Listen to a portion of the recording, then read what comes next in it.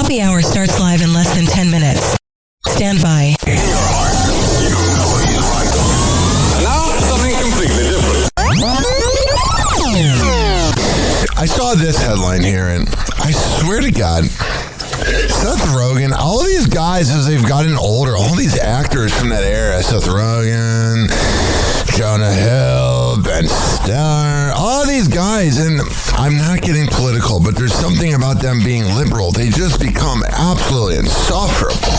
They think they're better than you. They think their opinion matters. And he is talking about his friendship with James Franco.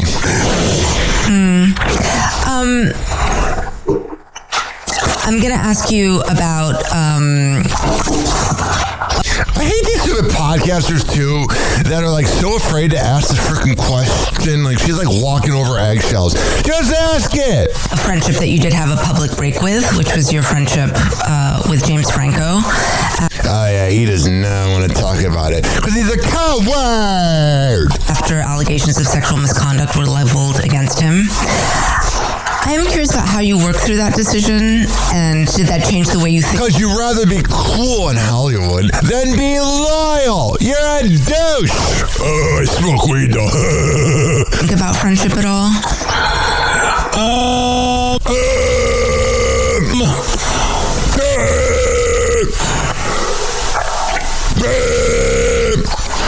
I mean, I'm trying to think.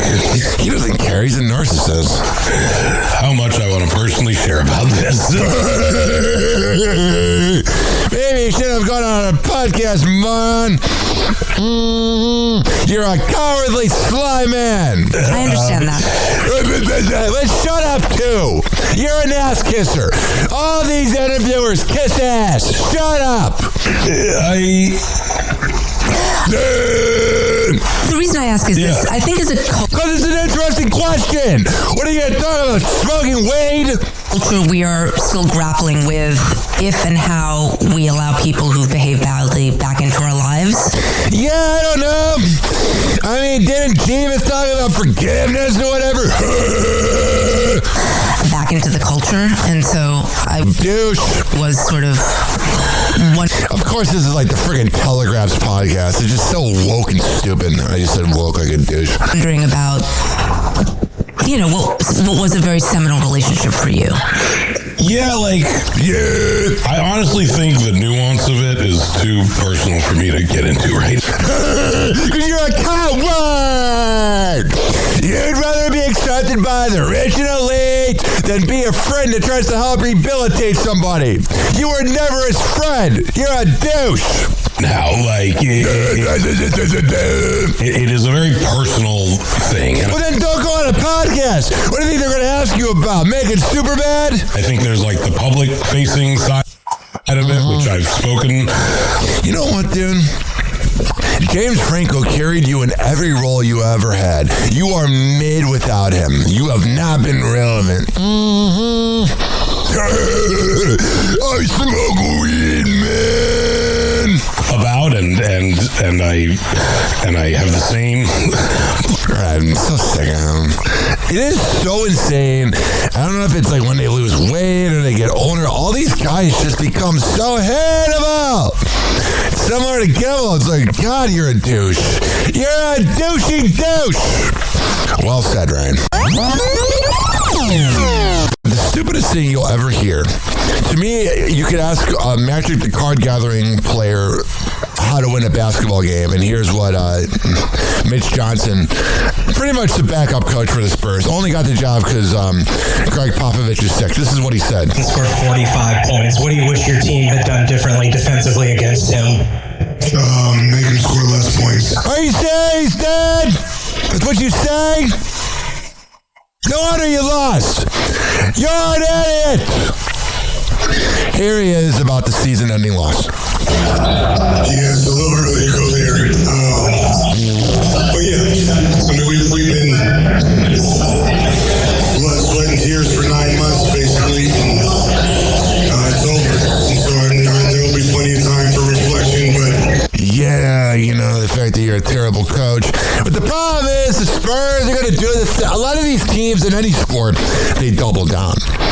Darren Fox should be gone tomorrow, and so should Mitch. But because it was technically a success of a season, just not an all-the-way success, they're going to live on that. So I've seen all these people online babying Wemby. Like, oh, he's good. He lost. Yeah, on the surface level, I don't think anybody other than the people in that room expected us to be. This is that loser mindset. Oh, no one expected us to be there. You should be there every year. Your guy's fucking 7'5". He's a foot taller than me almost. Here, so there's a lot of good in that. There's no good. You blew 4 double-digit leads. And the biggest lead ever in NBA, not just finals, but NBA playoffs history. And what did you do? You shot 9 3-pointers in a row. Here is what Wemby learned. A little crybaby.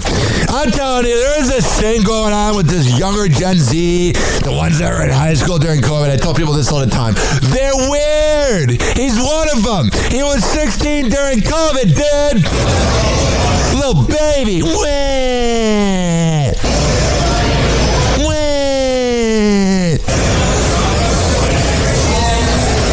I think that's the first thing before. This is the biggest lesson of my life, the biggest learning moment. I can't tell exactly what the lesson is, but we're learning from that. Yeah, it's good to not know what you're learning. It was a lesson. But I don't know what that is, dude. I swear to God, Wemby's, I'm going to play this other Wemby clip, and I'll tell you about Wemby, but he's so freaking infuriating. You're 7'5", dude! Appreciate y'all. See y'all. Never. Wow, little baby. Wemby, listen to me, and listen to me very carefully. Now, I know the problem is you probably don't listen to anybody. You have that entitled, and I'm not, I don't want to, because I'm Zillennial, part Gen Z, part Millennial, so I don't want to sound like an old man. You are 7'5". You know how when the Spurs won the championships, David Robinson, Tony Parker, but specifically Tim Duncan, and I guess Manu Ginobili, but specifically Tim Duncan, they did anything they could to get points. A layup here, a skyhook here, a dunk here. You never saw Tim fucking Duncan shooting a 3-pointer. Now, I know that Wemby's not incredibly built. But dude, you are 7'5". Every time you actually attack the paint, you score, dude. Yeah, I don't understand it. He's unstoppable when he wants to be. But when he doesn't want to be, he shoots jump shots. He would rather be a Stephen Curry, Kevin Durant, 7'5" mix than like a Duncan. First of all, he needs to, I don't know if he needs to eat more. He needs to bulk up. He needs to add muscles and stop falling to the ground. I'm rooting for the guy, but dude, you're 7'5". Every time you actually attack the paint, I don't get it. The whole game is infuriating. I think it's because I've always wanted to play basketball and I'm terrible at it. But you're 7'5". Jesus Christ, dude. I'm impressed this frickin' button right here. Jesus Christ. I had some chicken parm last night around 10 o'clock and just had a stomach ache all night. I feel like I repeat the beginning of the show every day. I don't feel good. I don't want to record. And then afterwards, I'm good to go. Attention, FM DJs, your morning show prep begins now. Loud, rude, aggressive. And those are his good qualities. A sick person with a powerful tool. Welcome to Happy Hour.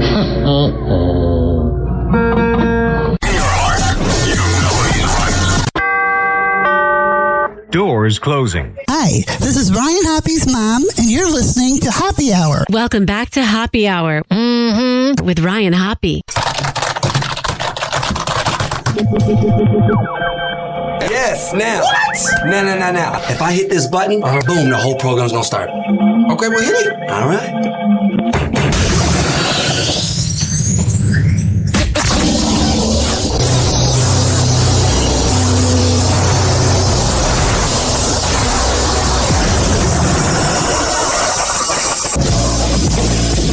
The semen was so big. And now, something completely different. Happy Hour starts in 4, 3, 2. Happy. This is Happy Hour with Happy.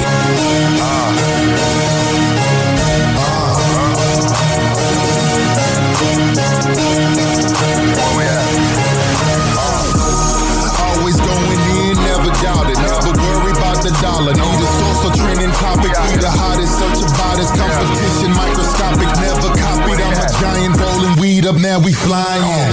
H-O-P-P-E. H-O-P-P-E. H-O-P-P-E.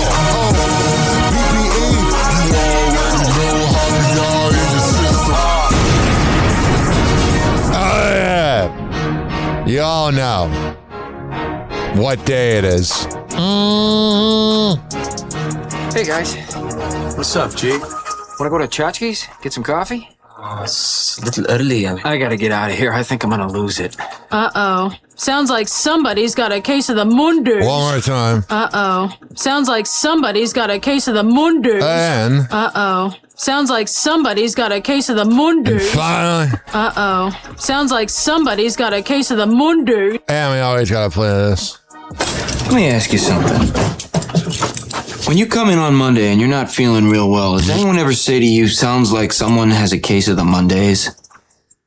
No. No, man.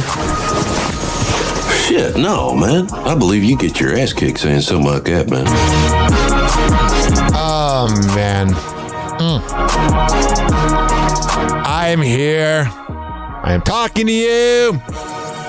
You can call me 856-49-HAPPY. That's 856-494-6773. You can tweet at me at Ryan Happy Radio. All right. See here. I was on TikTok the other night. And I'm not the biggest fan of watching food videos because I just want to eat the food.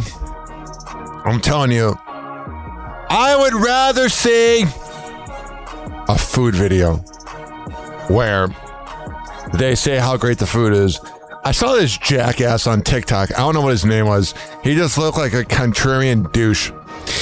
And the thing that happened was he did a video of the worst pizza in St. Pete. I commented and was like, dude, in this economy, this is kind of a rude thing to do. And then he blocked me like a bitch. Really bothered me. Now, I do think there is a time and place for a food critic to, critique the food. But not in this economy, man. No.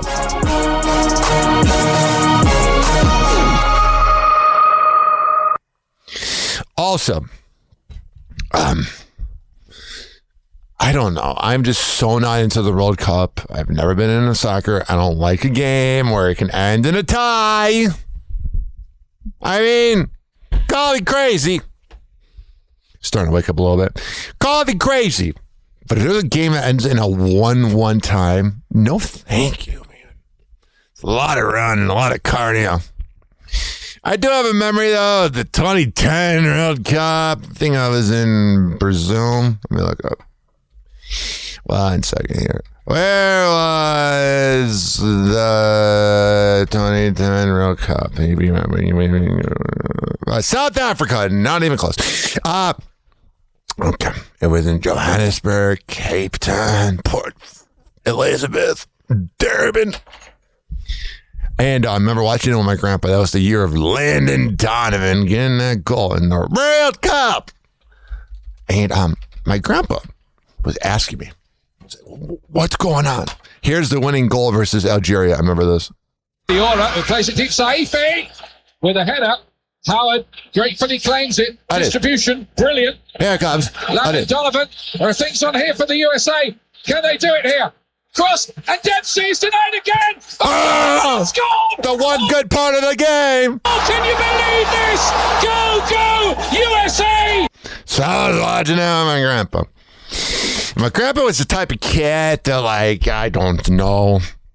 I used to carry around, I think it's The Audacity of Hope, Obama's book, just to be cool, because I like Obama. And my grandpa would be like, what's the book about? Because he was curious, and he might have known that I wasn't reading it. Mm-hmm. And it's just one of those things that it's been making me think about it, because he'd be like, what does the yellow card mean? And I'm like, dude, I'm just trying to bond with you. You got 4 months left on this planet. Mm-hmm. So that was something that I thought about. Visiting him at Lutheran Home, Nursing Home. Over there in Arlington Heights, Illinois. That's where my grandpa was. The other memory I have was the 2010 Super Bowl between Peyton Manning and the Indianapolis Colts and the team that's known as the New Orleans Saints that went on to win. And it was the fourth quarter. Peyton Manning is driving down the field. And my grandpa was trying to watch the game as this play was going on. It's 24-17 New Orleans with 3 minutes left. Picked off. Look out. Gets past Manning, and it's Tracy Porter taking it all the way. Touchdown, New Orleans. So while this is happening, there's this overweight Russian nurse named Helga. She looked like a Helga. And the food tray was at the bottom of my grandpa's bed. He was like, hey, down in front. That's so funny. I think about that man very often. He was a frogman in World War II, probably killed a lot of people, was an absolute badass. I was not allowed to play Modern Warfare 2 when he was over. It had to be Super Mario. He had PTSD before it was PTSD. By the way, it was really funny. Friday, I go to work, log my hours, and I'm like, yes, tonight I get to watch the New York Knicks.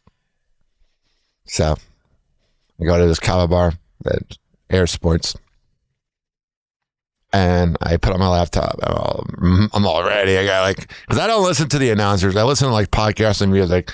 So I go to this site called Daddy Live because I was not in the mood to pay for Hulu, ESPN for another month. It was $30, which that was enough to watch ESPN and Disney. Because the thing, ladies and gentlemen, boys and girls, is YouTube TV is $95 a month. I'm not paying $1,000 a year for YouTube. Kiss my ass. Well, what happened was I go to this site, Daddy Live, one of those sites that are illegal. Because I'm such a gangster. I'm a streaming gangster. I'm the Tommy Egan of watching sports illegally. Anyway, and there's like a TV special for the Toy Story 5 movie I'm going to have to see. I love Toy Story. And I was like, oh, it's tomorrow.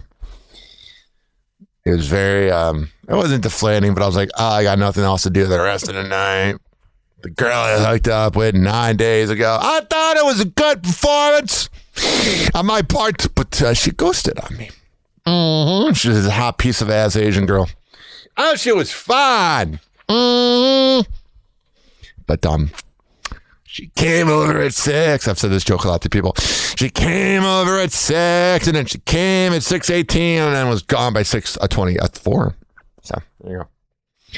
Don't know why I said that. So I got no prospects right now. Not that I need prospects, but it would be nice to have somebody to cuddle with. It would be nice. No, but the thing is, I'm getting a little more into porn. You have to. You got to get your rocks off. Although I hate when a girl like doesn't want to bang. And she's like, well, you guys got porn. I'm like, yeah.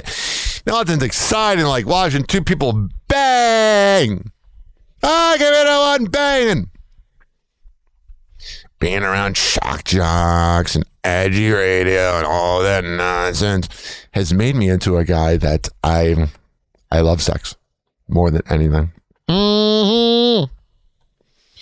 And you just watching a little porn. And this film, I mean, it was this Latina girl. It was phenomenal. It was great. Amazing. Almost too real. So, climax. Reach the top of Mount Everest. And I go to the ending to see what it's like. And it was like 25 seconds of a hose coming out. No pun intended. And I was like, wait. I've never seen a money shot like that. I was very confused. I know it's a family show, but I was like, I've never seen anything like this. And I scrolled down, and it said it was AI porn. And that's when I felt like an absolute idiot.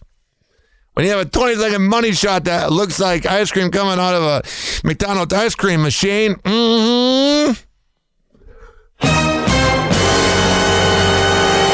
I was like, that's not real. But when you hear that girls don't even like doing porn, it makes you realize that it is kind of real.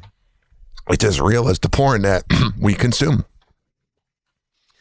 Come soon. Okay, and by the way, I think the porn business needs to get a little more creative. So, I'm banging my stepdaughter. I'm banging my stepsister. I'm banging my wife's best friend. I'm banging my wife's, sister. I'm banging my step-grandma. It's all this family stuff. It's off-putting. Why can't they have scenarios? Be like, yeah, match with this girl in Bumble. Went to Pelican Pub. We got 2 drinks. And I never saw her again. Or I matched with a girl. This is what happened 9 days ago. She wanted to go to the beach, but then just wanted to bang, and that was gone by my house in 20 minutes. You could just have that acting. They got to get a little more creative out there. Oh, Daddy, shut up. What the hell's wrong with you? I don't want to watch that. It's very off-putting. Now, don't get me wrong. I love me a nice cougar. There's nothing better.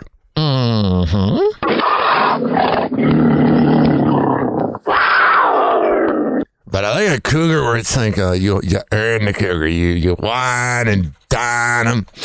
Or you take them out to get a drink. I don't like a cougar where it's like, oh, it's my friend's mom. Although I did have a few MILFs in my hometown growing up. So I got to tread lightly on this. Not really. I don't really care. I've never really treaded lightly on the show. I think we all know that.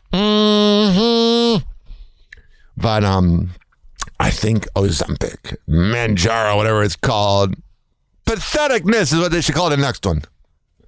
They should call it douchey douche pills. I don't know. That was a terrible joke. You know what? It was originally for diabetes. And then people were like, well, I used to take pride in being like the only skinny person around. I'm not skinny.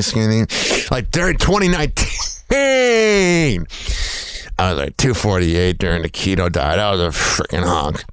But you know how many bathroom sessions I had to deal with to lose that weight? You think eating a slab of bacon is just normal? And popcorn? And no carbs? I did all that work. And I swam and lifted before I had back pain. The coworker once said, once you turn 30, your check knee engine light comes on, and it's very true. But I'm telling you, oh, it's skinny now. But it looks terrible. I saw this radio DJ who's I'm not going to say who. He's an absolute legend. Absolute legend. And the guy was never fat. Maybe he had a bit of a belly, but like a belly I have. You know, let me talk to my belly. What's up, belly? It's one of those bellies, like a little pouch. I don't know about a pouch, but you know what I mean. That would not make sense. It's like a little belly. It's nothing bad. And his radio show just came back, and I saw a picture of him. And I was like, are you serious, dude? ISIS! ISIS! I looked at him. He was so freaking skinny. It's like, dude, you aren't fat. Now, someone like, I don't know, this is how you know what my algorithm is. Someone like Joe Budden, the rapper with the great podcast. He's getting literally sponsored by Manjaro, and he's losing weight. And he looks great, but he was fat before. He's tall, but he was fat. And that looks good on him. Joe Budden. He is 6 foot. I thought he was a little taller. But, I don't know. Everybody's got to be. You know what? That's why I've had people ask me, like, oh, you want this, like the minor league stuff, like not quite Ozempic, but I've had people offer me, like, oh, you want to do this endorsement? No, I'm good. I forget what radio guy I was. I think it was the Woody Show, or who was it? There was somebody I interviewed. They said if they didn't believe in an endorsement, they weren't going to, Who was it? Doesn't matter, but there was a radio host that it was, I know what it was. We had a team meeting with Kevin Legret at Beasley Media Group. Great guy. He's the head of programming for the company. And he was talking about Elliot in the morning, I believe. And that Elliot, if he does not believe in the endorsement, I think it is. Anyway, if I don't believe in an endorsement, I'm not going to lie to you. I'll be like, oh, this is a great shot. Makes you poop a lot. I don't know. I like having a little meat on the bones. I take pleasure in it. Just, hey, it's a skinny. I want to be the one. It's not. Yes. These are the things that bother me in my head. You probably think I'm insane. Because I am. All right. It is time for Hoppy's Inbox. Oh, jeez. Oh. It's time for Hoppy's Inbox, only on Hoppy Hour with Ryan Hoppe. Oh, yes, I made a post. It said, Jalen Brunson is what Derrick Rose was supposed to be. I have 2 comments from my old co-host, Ryan Risky, who's a sports anchor over there in Pennsylvania. So proud of him. He said to me, one of the biggest what-ifs in Chicago sports history will be if Derrick Rose stayed healthy. He was on a Hall of Fame trajectory. And he also said, I don't think it's a stretch to say what Derrick Rose was becoming before injuries ruined his career. I think Derrick Rose should still go into the Hall of Fame. I mean, Tracy McGrady went in. He didn't do diddly squat, but score. I'm just saying. It's all one of those things, ladies and gentlemen, boys and girls. That anybody goes into the Hall of Fame, and it's also one of those things that it's the Basketball Hall of Fame, not the NBA Hall of Fame. I'm gonna try to call my old co-host Ryan Rescue. Let's see if he picks up. Like I say every time, this is how you know War of the Roses is fake. Because I'm not guaranteed that he's going to pick up. He could easily not pick up. And I'd be screwed out of luck, and it's going to be a pointless bit. All right, 630. Well, I was looking for Risky. My ex's mom's last name is Riches, and I saw the name, and I was like, oh, the memories. Remember one time my ex was like, oh, you should go on a jet ski with my mom. And I was thinking, if I'm behind your mom, I'm going to get an erection. And I told her that. And there might be a reason why we're not together anymore. Let's see what's going on if I can get Ryan Risky to pick up. It's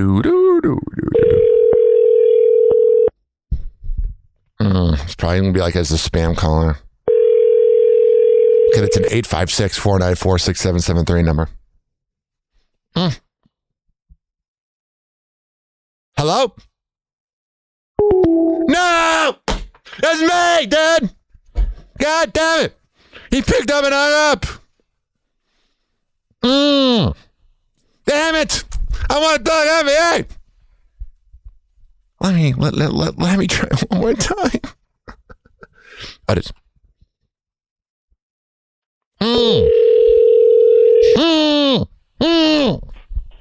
Hello? How do you not know my number, Ryan Risky? I'm kidding. Well, it comes up as a 856 number from New Jersey. Yeah, that's my show's hotline number. It's on Google Voice. How are you, sir? Oh, no, I'm good. How about you? So I was reading, I do Hoppe's Inbox where I read my messages, and I was reading your messages about Derrick Rose. And first of all, I wanted to ask, are you working in Pennsylvania now? So I'm actually in between jobs right now. I'm still in Pennsylvania for a couple more weeks. Oh, man. What's the future holding? I'm going to a TV station in Peoria. Closer to Chicago. We need 2.5 hours from my parents' house. So yeah, and by the way, we grew up in the Chicago era. I interviewed Gian Greco one time. He said that Chicago TV was like the Hollywood of Chicago. Oh my God. Whenever I go home, Ryan, those news anchors, they're not bad, but all the ones that are our age are so unmemorable. We need Ryan Risky there to spice things up. I know. We'll see if I ever get there. Yeah, you got to remember. I have to remind myself. A lot of my friends in the media have to kind of like hold their opinions back, and I'm the jackass that says it. Ryan Risky, I wanted to ask you because I was talking about it. Do you believe that if Derrick Rose never got hurt, and let's say we had Mike Brown as a coach, because he probably could have been the coach in 2012, do you believe if they never had Thibodeau, do you think he ever could have gone past the Heat and then maybe beat the Thunder or Spurs, Derrick Rose and the Bulls? Oh, yeah. I mean, like, we saw how good he was. Yeah, I mean, because, dude, when Imagine if Rose was like the MVP Rose when he was playing with Jimmy Butler. I mean, that's probably one of the best front courts in the NBA. Well, yeah, it's that. And the fact that when I watch, okay, so you know my Jalen Brunson history, right? I tell everybody this story. Do you know my Brunson story? Mm-mm. So when he was a freshman, no, it's backwards. When I was a senior at Hersey in Arlington Heights, for some reason in the playoffs in our first game, it might have been our second game. I'm pretty sure it was our first game. Everybody on the team was a senior. No, there was maybe one junior, but everybody was a senior. And we play Stevenson, and we're like, oh, it's the rich kid. Oh, they suck, blah, blah, blah. And everyone's like, oh, this Jalen kid only got the position because his dad's the coach for the Bulls back when Rose was on the Bulls. And let me tell you, all the kids that were running their mouth, Ryan, that dude probably scored, it may have only been 20 points, but it felt like 100 points. He blew us out of the playoffs, and everybody that was a douchebag to me was crying. And that Monday in writing class, I just kept bringing it up because I was amazed. And my friends were telling me to shut up. So ever since then, I've been a Brunson fan. And now you got to remember, I'm pretty sure Brunson probably hung out a little bit with Rose because his dad was the assistant coach. So, dude, whenever I watch him attack the hole, the only thing he does better is that he doesn't fall to the ground like Rose, but the way he attacks the basket, dude, him and Ja Morant are the two people that I see a lot of Derrick Rose in. Yeah, and Ja's got his own issues to deal with off the court. Ja wants to be a gangsta when he can be an all-time great. I will never understand. By the way, before I let you go, I know you're probably busy, but I want to ask you, I don't like Wemby. I went into the playoffs. I didn't watch a lot of Spurs games this year because they're on late. I would watch like 20 minutes of it. But oh my Lord, dude, I don't understand. I think it's because we're like younger millennials, elder Gen Z. We're in the middle. We're called Zillennial, 93 to 97. And there's this weird mix where we saw the old school players and we've seen the up and comers. Wemby was 5 years old when Curry was drafted. So his whole life he's watched the Heat, Kevin Durant, and Stephen Curry. What I'm saying is, dude, I did this whole rant about it. He's 7'5". Two things. First of all, in that tip in by OG, why is he not in the paint at least batting the ball down or grabbing the rebound? And number two, every time he attacks the paint, if he has good footwork, he scores the ball. Now, you can tell me, I don't really do a lot of sports talk. This is the most I do. But I feel like if he just stood in the paint, he would be like I don't know, scoring 50 points a game, but he wants to like shoot threes. And I'm like, bro, you're 7-5. Yeah, I mean, he's definitely a physical specimen that we've pretty much never seen before, because usually guys that tall aren't able to shoot. Yeah, because how tall was Yao? Yao Ming, he was I think he might have been 7'3". Let me look that up. Yao Ming height. If I recall, he didn't have a shot. He just played inside. They said he's 7'6". I don't know about that. Oh. I don't know. There's no way that Yao Ming's tall. I mean, I guess it's true, but yeah, I would rather have him. How do I say it? I don't think Wemby listens to other people, because I think if he just spent the whole summer learning how to be like Tim Duncan, he'll win every ring. The dude's unstoppable, but he won. And De'Aaron Fox, dude, bringing his loser franchise mentality, man. I was astounded. He definitely made some bonehead plays. Well, and what's funny is there's like that whole time Mike Brown got fired a year and a half ago because he was calling out De'Aaron for doing dumb things at the end of the game, and then it just kind of came full circle.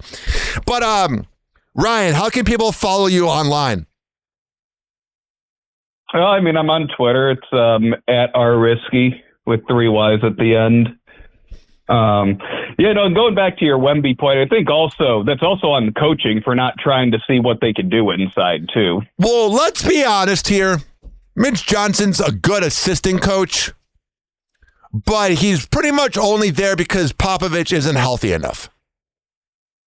I mean, that's what happened. Yeah, I just think the Spurs probably should have won that series. I mean, they had a double-digit point lead in every game. I mean, the one they were up by 29. Dude, in the last game, they were down like, 15-16, the Knicks were? And I told my friend, I said Knicks are going to win, because they were only down 5 in like the halftime. And I went, you know what? No. Knicks are going to, I don't know what it is about. I don't know if they kind of almost reminded me a little bit. I was telling people this of like the Heat from like 12, 14 years ago when we were in the radio trade school, like that era where you kind of are down to the Pacers or to the Knicks or Bulls, but then in the second half, there's something to that. It was the opposite. The Spurs would be hot in the first half. The fourth quarter, they were playing a different brand of basketball. It was, and then, as you mentioned, there were dumb mistakes at the end of a couple of games that cost him, like that turnover by Wemby when he threw it off his teammate's back when he wasn't looking. This is what I'm talking about. Why is a guy who's almost a foot taller than me, why is a guy who's 7'5" dribbling as a point guard? It should be the opposite. It should be Castle or De'Aaron or Harper dribbling and then giving it to him in the paint. Why is the 7'5"? I don't think he likes how tall he is. I think he grew up. You got to remember he's young. So 9 years ago, when Durant joined the Warriors, he was like 13. He was like 13. And then the other thing I learned, you know who his mentor is, like his go-to guy to learn everything from? Who's that? Rudy Gobert. Doesn't it make sense now? Yeah. The like dirtiness and the like kind of passive aggressive play. That's Rudy Gobert, dude. Ryan. Now for people, I have a few OG listeners from our Hoppe and Super 8 show, which is like a Mandela effect. I don't even know if it ever existed. I talked to Timmer maybe 5 years ago, but dude, getting a hold of Super Rich is like trying to reach out to Obama. Do you know what Super Rich is doing? No. I love the guy. I tag him in occasional posts, like when we went to go get tours of the news, like Channel 5 or Channel, and there's no, and it's like radio silence, but then his grandma likes it, and I'm like, Ryan, talk to me. Anyway. Did he respond to you the last time you reached out? I don't think I've talked to him probably since 2016. Maybe 2019. It's not been in this decade. It might have been. Let me see if I have any text messages from him. I'm like, dude, talk to me. You were like the important part of my. Let me see here. I asked him if he could leave me. Our last text was January 30th, 2020. said, "Hey, bro, can you give me a 5 out of 5 on this podcast?" And he goes, "Yeah, bro, I got you." And then I texted him a picture of something. I wish him I don't know what it is, but now that you're in Peoria, are you going to be in Chicago during Christmas? I honestly have no idea. I know. I don't know what work schedule is going to look like and who can potentially get time off or not. I feel that. Well, when I'm going to be in Chicago, I think it's like the 19th or the 26th. I was just in Chicago in April and then last May, 2 Mays ago. So I've been going a little bit, but yeah, Illinois is different, dude. It's not what I recognize. It's a lot different. Yeah. The weirdest part. It'll be good to get back in the Midwest, though. Yeah, right. The weirdest part is. Now let's say these opinions go with me and not the professional news anchor. But buying marijuana in high school was a freaking chore, dude. Now there's like 3 dispensaries right by Hershey. I'm like, that's not good. It's just it's different. The only thing I'll say is finally Illinois lawmakers realized the amount of tax money they could get from selling marijuana legally. Yeah, and then Florida has it where it's like freaking, it's only medical. But I just am like, it's just so crazy to me because it was such a foreign thing. Because think about if you got a 21. Oh, yeah. Remember how you have to really like go to some apartment in secret to try to find it, in secret to try to find it. Oh, yeah. It's but finally the lawmakers realize that it's in the state, regardless if they want it or not. It's whether do we want the tax money for it. Well, bro, the thing is, too, is like, there was one time on 420 in 2012, around 2012 or 2011 is when I first began seeing the vape. I remember I took a hit of a weed vape in the bathroom, and then I went to the media tech, morning news segment, and I think my teacher knew I was stoned because he was like the only teacher I really got along with. And he was like, "Ryan, you okay? You okay? You okay? And he totally knew. But that was one time. I can only imagine, I would say maybe 1/8 of the kids have to be stoned. Because if you got an older first of all, if you're, I think it's only 18, right? Or is it 21 in Illinois? Because if you're a senior, it's a problem. And that's honestly, me. I couldn't tell you. I've never been to a dispensary. I went to one 2 months ago. It's kind of interesting because it's so, my mom very well. I used to have to hide the partying from her. Now I'm like on the back porch and she's just like closing. It's just, we're living in the future, dude. You know who I talk to all the time is Anthony Kabilidis. I still keep up the good work comments from him. So that's only him. And then you are the 2 people I talked to. Because for people listening, we went to a radio trade school together. Remember when I was in the principal's office? Do you remember when I got in trouble there? Yep. Because I made the social media post about, everybody was like, whenever we would be mad at the church. $16,000. So the school costed $16,000, and I think I heard it from somebody because my uncle paid for it. And I posted like, "What is this $16,000 for?" And I think one of the sports nerds ratted on me, and I was like, "I'm paying." The post was just $16,000. Well, most of the people in your class hated you. I look back on my time. It was tough because a lot of them were just learning radio, and I had been studying it since 4th grade, and then I already interned with like Steve Dahl, and it was not meant. It kind of describes everything, dude. But Ryan, did I see you're going to Roverfest? No. Or is that a joke? No. It worked. It got me talked about. No, I was like, I'm going to Cleveland for a radio. The morning show boot camp is in Cleveland this year. So I made I looked for the picture of me and Shane French, and I posted it, and I said, "Yo, Rover, I'm going to be in and I said your town, and I put it Cleveland because he hates Cleveland. And I said, this time I won't be blackout drunk. It was me. One thing that I've gained since the last time I saw you is I try to emulate 50 Cent trolling Diddy. and I troll like the people I used to work with that were douchebags. I troll them like I troll Calta, and so that was me trolling because I had a few people ask me, and I've done that before. So, did some of you and Rover and all the people on that show, like, you know, erase the old wounds? I'm trying to. What's up? Oh, I was gonna say they don't seem like the kind of people that are very forgiving. Yeah, but they got to see through their it's you know me. I was trolling because I do it about maybe I don't know once every 6 months. I'll post a picture just because it works. The funny part is if I do that with like the show I worked on in Tampa, people around here's the different part.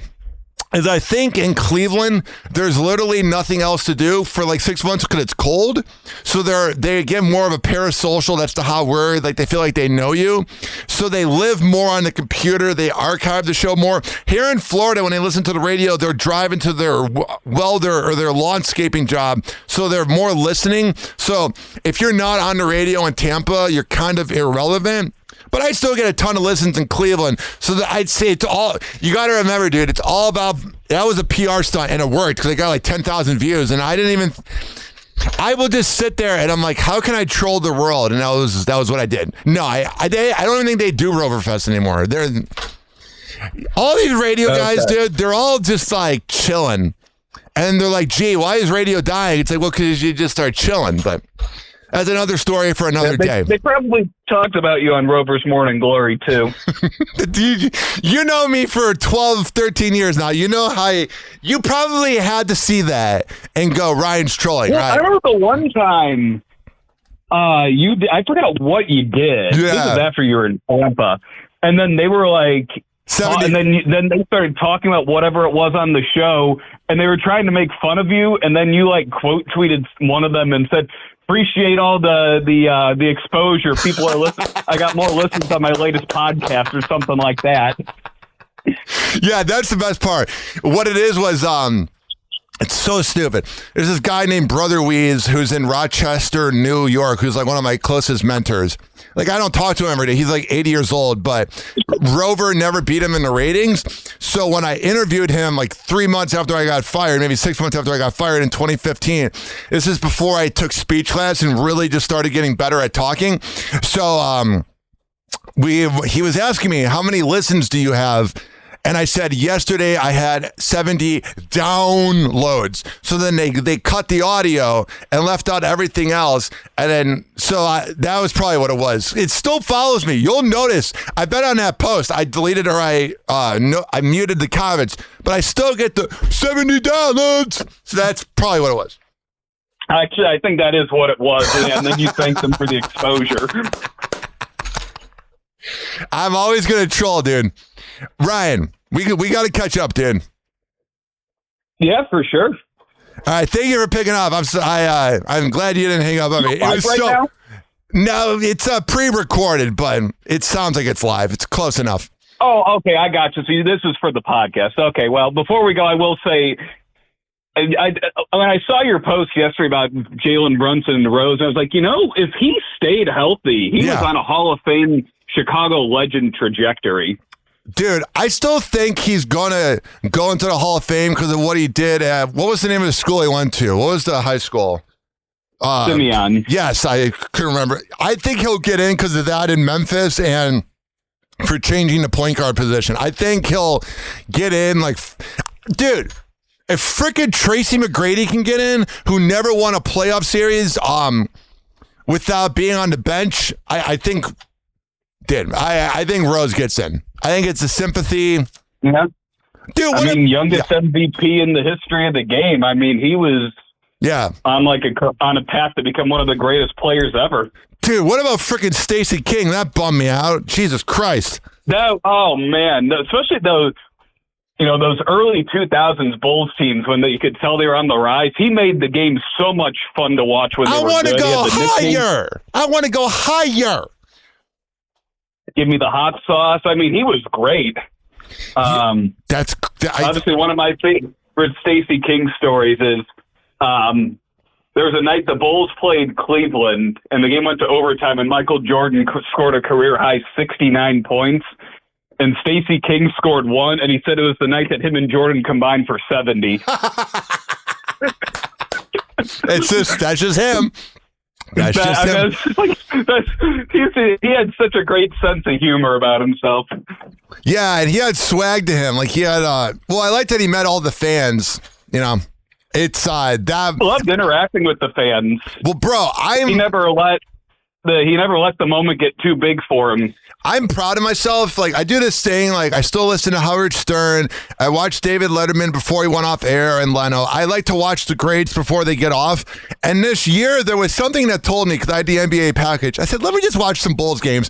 And I watched the game. I forget who they played, but when they retired Rose's jersey, and I watched the whole thing. And a part of me is really grateful that I still got to watch. Like, I would have hated. There was just something that said, watch the Bulls. And I'm glad I did the last, 5 years. I've watched enough that I still got my Stacey King fix. Yeah. No, that was really awesome when they retired Rose's number. They had to, bro. They youngest MVP ever. Yeah. I mean, it's just also one of those, also the hometown kid. You know, I think it's also trying to show an example of, like, you know, for people that are growing up probably in the area that he did, that, you know, you don't have to turn to like a life of crime or things like that. Yeah, that's actually a great point. Because I was, do you know the rapper? I think what he meant to the city in different ways. That was one of the reasons they needed to retire his number. And again, like he couldn't control the fact that he kept getting injured. What do you call it? Have you heard of the rapper Lil Durk? No. Okay, so Lil Durk's from like the same area, and I started listening to him in high school. He was like the same age as me, and him and Chief Keef put out mixtapes in like 2012, and he's like supposedly like murdered people and put hits on people and that. And I'm just thinking, like, everybody was viewing him as the face of Chicago. The mayor gave him a freaking key to the city, and that brings back to the point that, like, that's why Derrick Rose was so vital for that era, was because he was an example of you can get out of a bad scenario. You know what I mean? Yeah. And back to Stacey King, one of the things that was so tragic was he was so pumped when the Bulls got the number 4 pick and they moved up in the lottery. Yeah. Because this draft is like, there's 4 guys that could go in any order. And it's like you needed a top 4 pick, and the Bulls finally got lucky, and he was so pumped for whoever they were going to select. I think I saw someone post about that he's not going to be able to be happy about the draft pick. Right, because he was really pumped to get that top 4. Well, dude, and I just saw the news. What do you think about Tiago Splitter being the new coach? I don't really have an opinion of that yet. I guess we're just going to have to be open-minded and with the new front office and the new coaching staff, and let's see what they can do, because I mean they've got some young pieces to build around. They've got Giddey, they've got Fazelis, whoever they take at number 4, and they've got 2 first-round picks this year. So, well, didn't he coach Portland? Yeah, he was like their intern coach, because it was Chauncey Billups got arrested after the first game of the season. Yeah. Well, that was a whole other thing.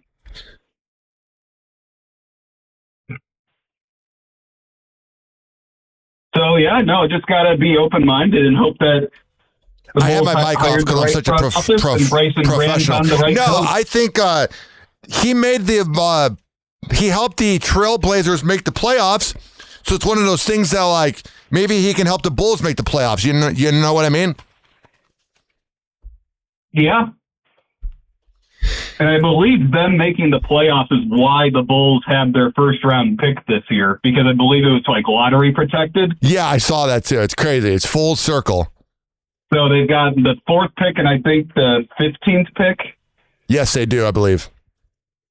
So, yeah, the Bulls have been kind of irrelevant for a while, so hopefully this is just the start of them trying to finally get back to competing. I think this is going to be good because especially the fact that he made a scrappy team make the first round and do okay in the first round. They didn't win, but they put up kind of a fight. I think it's good. Once again, Ryan Risky, Hoppe OGs will remember him as the sports guy and third mic on the Hoppe and Super Rich show. Man, that was I still talk to people about that show because we were doing classic hip hop, classic 2000s hits pretty much before radio. And one time I told ChatGPT that, and they were like, "No, I'm sure someone else." No, we were literally. I follow radio, dude. Nobody else was playing Nelly Furtado and Ying Yang Twins, so we were ahead of the curve. Yeah, if only we got some sort of compensation for starting that, huh? Yeah, and you know what was funny too? I was looking at the old photos. Remember after I got fired from Rotor, I was trying to bring the show back, but I think it could have worked now with Zoom, but it wasn't back then. It was Skype or whatever. But do you remember when we went to the playground and we were doing the parody post that we don't play around, and then all of Cleveland said I was a pedophile? Like, no, it's not what I'm going for. Yeah. Yeah, no, honestly, I think the whole way you tried to bring it back, it was just a few years ahead of its time. Well, you know, where now it's just kind of normalized that all radio shows just have a camera on the host. So if you're viewing it online versus in the car, you have, you know, some sort of picture. Well, it's that, and you tried that at ICB. Was it? I think it was the Friday Sports, right? You got like little mini webcams. Yeah, you tried that out for the first time. I think it was Hoppe and Super Rich. It's all on YouTube. It's on my YouTube page. It was The Edge on air, the afternoon show. Okay, it was The Edge where you were doing and Don Nebraski was like, "You remind me of Steve Dahl. I like your style," and everyone else hated it. I remember management at ICB. At least that during that time, before there was a bunch of turnover. I remember those people loved listening to Hoppe and Super Rich on The Edge. I remember the girl at the front desk. It depended on who was at the front desk, but the front desk had to hear us. Yeah. I posted the Lean With It, Rock With It music video the other day. It is the weirdest thing I've ever made. We got Dylan showing up in a wheelchair. You got Dem Flannel Boys, not Dem Franchise Boys. What a strange era that was. That you know what's funny is for like 4 or 5 years I was given, I don't want to say any credit, but I was like not treated like an alumni. But then the Ohio Media School, the person that runs it went to freaking high school with my mom, and my mom used to see her in the lunchroom. And then she also was a listener of Rover, so then I got added to the like Be On Air alumni in Cleveland. So it's so funny how I paid to go to school in Illinois, and I love the school because I learned everything I needed to know, but I get no like, oh, this guy, you know, has worked with big shows, whatever. But then in Cleveland, where I'm there for 3 months, they're like, oh, let's add you to the freaking website and a podcast network. It was just funny. Nobody there I don't ever reached out to me or anything to be like, you know, hey, here's what some alumni or alums are doing. Cause I'm like, I've covered Penn State athletics and the Pittsburgh Steelers the past 5 years. Like, I think that'd be something you'd want to promote. I know. It's like you got to reach out, but then it's like you feel like a narcissist. Like, hey, this is what I've done. It's very strange. It's very... Yeah, no, I mean, they can reach out to me if they want to, which... well, you got it too. I attended every game, every practice, every media availability, every press conference for 5 years, and I think that's something you'd want to promote.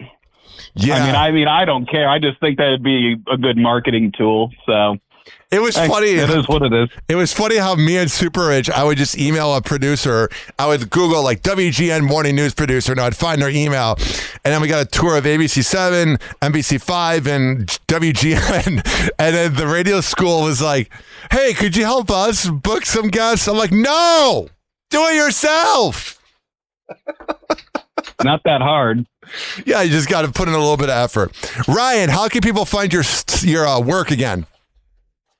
Well, you can find me on Twitter. My Twitter handle's at rrisky. There's 3 Y's at the end. It's been I haven't been tweeting too much lately since right now I'm in between jobs. So I don't really have much going on right now. I'm planning to start in Peoria in a couple weeks. When you have the announcement, send it my way so I can retweet it for you and share it on my story. Yeah. I'm proud of you, dude. I'm proud of you. I'm like a proud brother.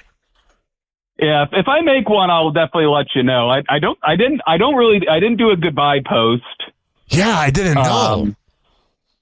No, I didn't do a goodbye post. I don't think I did a hello post when I started in Pennsylvania 5 years ago either. I don't know. It's kind of weird. I like laying on the low while still being like I know what you mean. On-air talent and media personality. You've done everything in the opposite way I have, and that's why I'm proud of you. You did it the professional way, which I'm proud of you. Very proud of you. Yeah. So where are you working right now? I know you've been shuffling around radio stations. No, well, kind of. 2022 to 2024, I went through I went through 4 jobs. And then I've been at the same job. The one I quit in 2023, I've been there for 2 years. So it's the longest I've been at a place post 1025 The Bone. So I'm doing fine. And the company likes me. I like the company. They support me. You're full time? Yeah, it's all good. It was a crazy 2023 and 2024. Yeah, it was, do you remember my Uncle Ken? Yes. He died, so that was, I was at a conservative radio job, making pretty good money, but I'm not conservative, and it was just not my type of radio. And then I kind of had like a midlife crisis after he died, and then the boss was always yelling at me for no reason, but he was just an angry guy. So then I quit. So then I went back to Beasley. We all made amends. My boss, Rick Thomas, who's the man. So it's all good. But yes, 2023, 2024, I had the reputation of being a job hopper, but that has since been erased. Yeah, I mean, hey, you do you. You got to do what's in the best interest of yourself, regardless of, because you'll see a lot of these companies, they'll want you to show the loyalty to them, except they won't show the loyalty to you. Mm-hmm. Exactly, which is why I left The Bone. And they get mad when you left, and it's like, well, yes, you weren't paying me very much. I wasn't full time, and you weren't giving me more opportunities. And this station was going to make me full time and pay better and give me more opportunities. So of course I'm going to go there. Yes, you know how the Gen X egos are. It might be different in news. It might be a little less. I don't know what the word is. It's different. Also, Tampa's different because it's like this is our like Hollywood, like not really anymore, but. The 90s and 2000s before I lived here, all the radio shows were like the bee's knees because everybody listened going to school. So, yeah. Ryan, can you believe we've been talking for 33 minutes? Time flies when you're catching up, man. I know. And again, honestly, I think you would have been a great on-air personality at The Bone if they would have given you the chance because your style of radio fits what they're doing. I had 120,000 listeners between 10 to 11 a.m. or something like that. But the thing is, they want to go safe. Nobody can outshine Kelta. So that was what happened. I snuck on air for a year and a half until the program director caught me.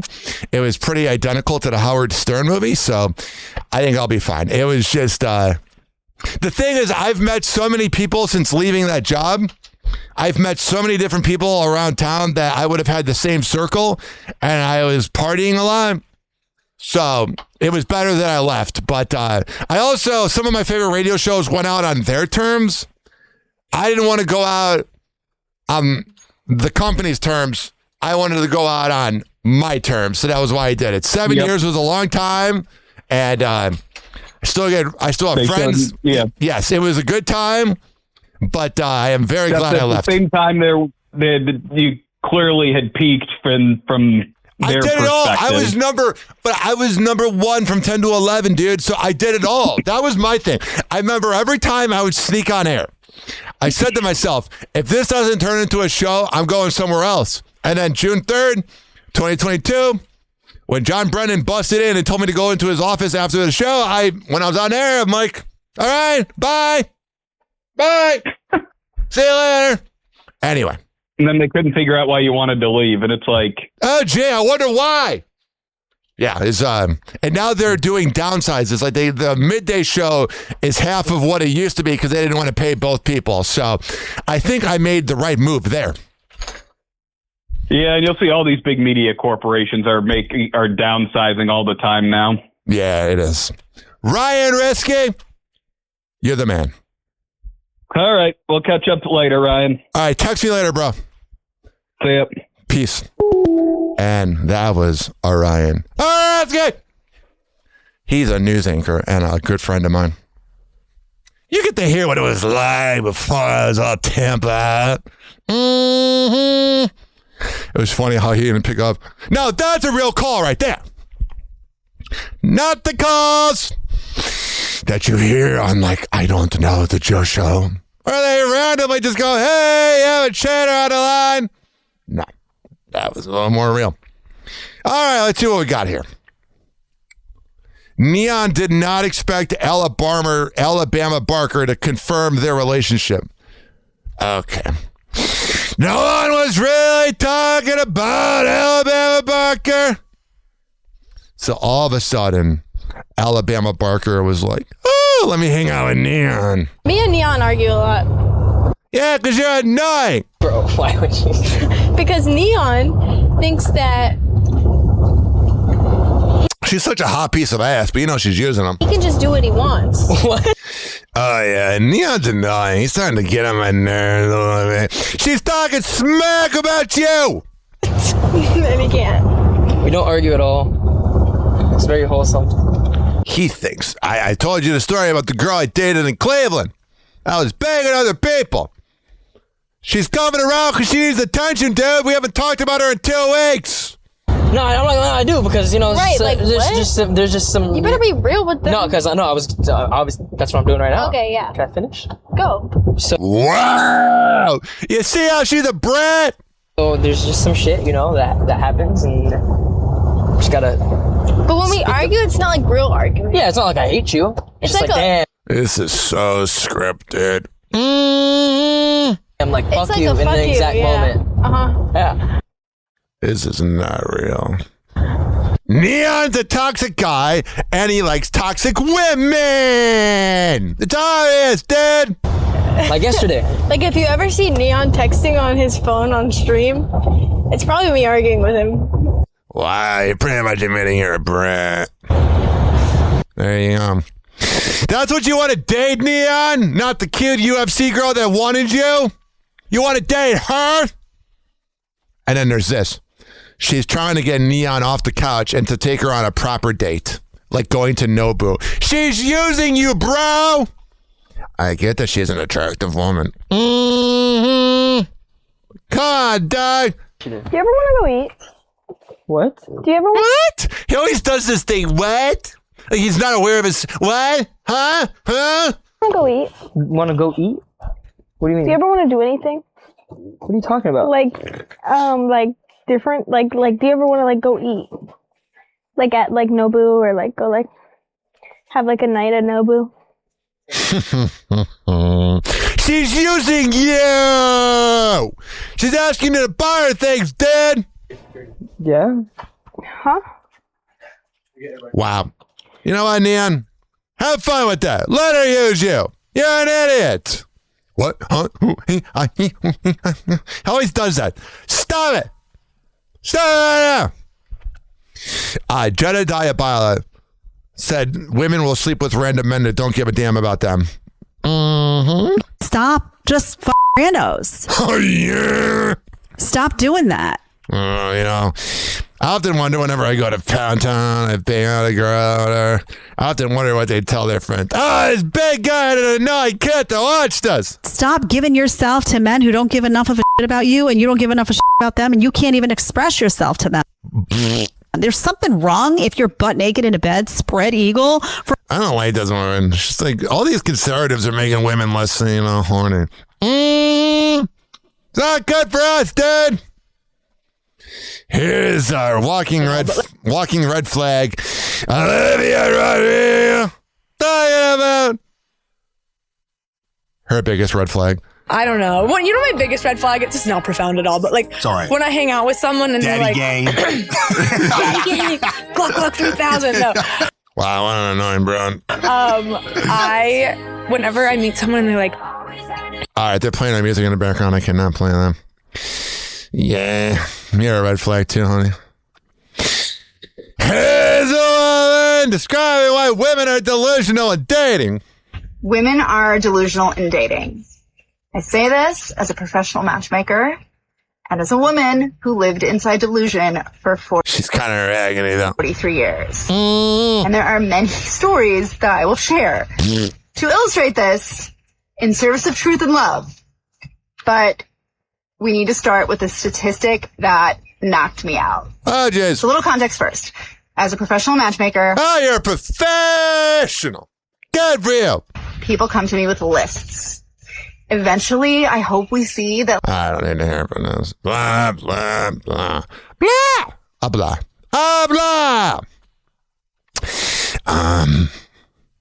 Here's a woman saying, women don't hate men, they hate accountability. I think one of the biggest differences between male spaces and female spaces online right now. Spaces. That a lot of male spaces are built around criticism, discipline, self-improvement, work, purpose, money, Yeah, improving yourself. fitness, responsibility. A man gets told he's weak, lazy, broke, fat, undisciplined, too emotional, not doing enough. And whether that's harsh or not, a lot of men are used to hearing it.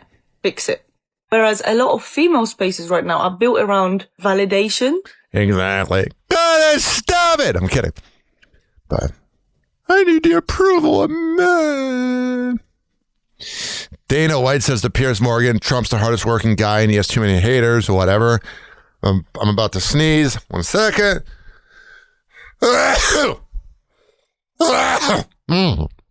Quite the sneeze. Yeah, Gavin Newsom making fun of Trump on his birthday. One douchebag to another.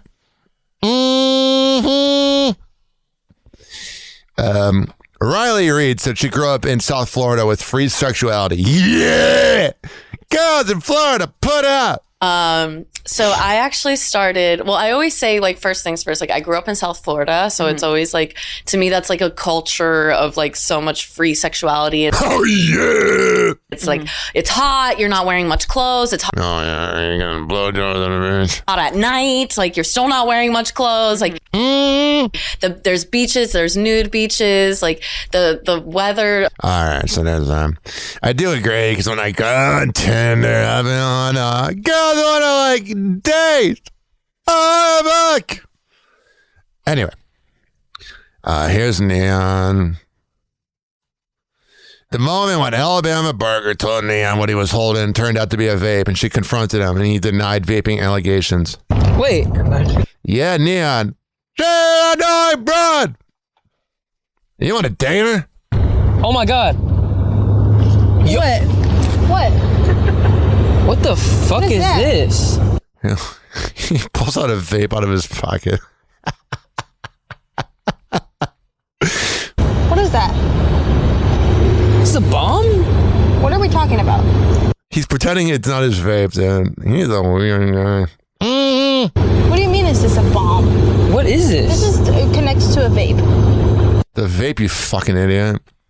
He is a strange guy. And I say this every show. I try to not be a judgmental elder millennial. I mean, elder Gen Z, younger millennial. Because, a lot of radio people did it to me. But at the same time, it's like, dude, what are you doing? You just cringe. Yeah, cringe. Riley Reid said she first got into porn as an extra. I'm always fascinated by that. Like the acting where it's like you pretend you're the husband or whatever, and you're like, hey, I'm going out to get dinner. And then they bang a neighbor or something. Club politics. I didn't know. I was so like naive and dumb and like. At least you admitted it. That's all you gotta admit. Yeah, it's stupid. Blake Blossom shared a wild story about a scene she did with an old man after receiving a massive offer. When he finished, the man screamed, "Oh God, my chest." The oldest man that I was having sex with. Okay, go ahead. Oh my God. Actually, this is actually really scary. And this is why you have to be very careful about like medications and drugs on set. Okay. And like being careful because you never know like what people are going through. And so this was an older gentleman. And so he was riding me and he goes, "Oh God, my chest." And I'm like, whoa, what? And so I'm like looking back like, huh? And he's like, "I need my heart pills. Go, get the heart pills." That's what I thought his heart was going to do. That's hilarious. I'm the podcast that does sound effects. Not yet, Dan. Anywho. Let's see here. Klay Thompson and Megan Thee Stallion. We all know they broke up. There's all these rumors that he thought she was a little too ghetto. I mean, I have no comment on that, but I think me saying I know a comment on that. I'm making a comment. Here's what DJ Academic said. A chick like Meg Thee Stallion is a sneaky link or a side chick. Hell yeah. You fucked up making her the main chick. I've said this before. Tory Lanez fucked her and her friend same time. I want to make the same time. Yeah. All those videos of her yelling and pulling and he like so irritated. Blueface painted a ejaculating penis on his girl's face. Oh, class act. He's such a good guy, that Blueface. Not at all. Me and Mel Coleman talked about the jealousy of threesomes. Wet and happy. So crazy. Definitely. You ever had off-camera threesomes? Yes. I did. But only twice. Really? Oh, I'm surprised. Off camera, yeah. only Other twice. chicks? Yes. And both of them were with my ex-husband, so it was yeah, he still says, I used to pay it. a long time ago. Uh-huh. Is it off limits for you now, or is it something you don't want to do? Actually, yeah. All right, there you go. I was watching last night, and her bio says, to the man using his hand, just think we're having sex. And I was like, oh, that's all I needed to hear. That's all I needed to hear. Lil Young. One time I saw him at O'Hare Airport, but I did not know who he was. It was like 2016. Well, anyway, a yachty said he went through $1,300 in a single week at 18 years old. Or I mean, not 13. 1,300,000. I said that wrong. And here's Alabama Parker giving Neon some hints that she wants to get banged out, and he's not saying it. Why don't we go to your house and like play the game or something like chill? I don't have it set up to where they can see it.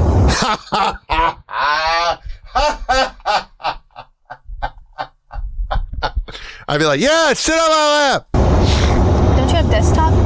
Wow. He is not reading the room. And the Ford CEO says it's too dangerous to fix cars and to have his team do it. It's kind of genius. He's just trying to have us buy it.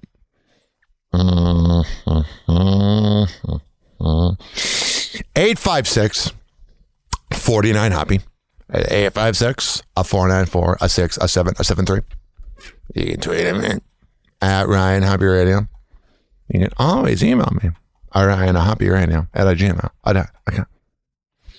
For all you found this podcast, go to orionhappyradio.com. There. You can hang on. All right, what do I feel like doing? Dana White says UFC 250 was too expensive. Shane Gillis didn't like Josh Hockett saying that Michelle Obama is a man. Glenn Powell and Michelle Rudolph are making up. Savannah Chrisley has a new mystery boyfriend. Trevor Ariza makes $4,000 a month now. He wasted all his money. Kenneth Petty and Nicki Minaj were seen together. All right, let's get to some celebrity news. All right, now. Okay, cool. Whatever. Happy hot topic. Love Island USA's Beatrice is clearing up the sexuality rumors. I like how they said that. Beatrice. In a island. I like how they said it. Beatrice. USA's Beatrice is clearing up the sexuality rumors. In a clip posted by Love Island USA's official TikTok, a friend is on FaceTime with Bea, telling her people online think she's gay. And Bea reacts in shock. Huh? This is so scripted! By the way, she looks like Autumn Falls here. Yes, bro. It is a big thing on the internet. Athletes are always put in that box. Like, if you're a female athlete, you're probably gay. I'm just a tomboy. I love you, tomboy. You usually got a big booty. The music industry is mourning the loss of Oliver Tree. So I have an Oliver Tree story. Actually, let me see if I can get, he died in a helicopter crash. Let me see if I can get my friend. We're doing a lot of phone calls today. It's kind of a news a day. I'm gonna call my friend Joe Remo. I have not really spoken to him in like 4 years. But Joe Remo hung out with Oliver at the thing known as 97X's Next Big Thing. So let me do this right here. Again, another phone call. Might not pick up. I'm having fun proving that phone calls are fake on the radio. All right, let's see here. He wouldn't know him. He's like a record technician. He makes all the music. Clear Track Studios. Clear on it. This is how you know the calls are fake. He doesn't know the number.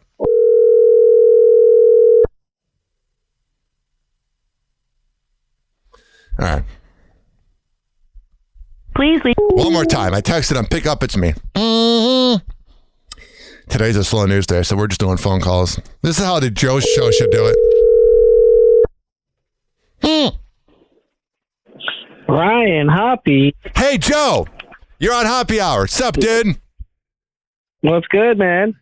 You worked with Oliver Tree with 97X, right? Yeah, he was. He had played for one of the concerts. Well, I didn't get to work with him personally, though. Okay.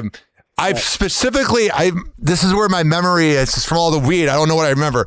When I would board up like Migs and Swig, it was the day after, or maybe I don't know, but I remember I was running the board and you were saying there's this weird guy behind the scenes named Oliver Tree. And I remember am I misremembering it or did you have some interaction with him? I didn't have an interaction with him, but I was a big fan of him for sure. Dude, isn't it crazy? It is crazy. I don't know why I thought you had a story. Who was it you had the interactions with? I'm misremembering. I'm Mandela affecting it. With MGK. I know it was Minotti that had worked with him personally, though. That's who it was. Yeah. You still work at Cox, right? Mm-hmm. Tell Michael I said hi. Yeah, for sure. All right, we got to catch up soon. I thought you were, I don't know. I have a hard time remembering that whole 7 years. I thought you were the one that, but yeah, you were high the entire time. It's great. It's great to hear. It's great to hear your voice, though.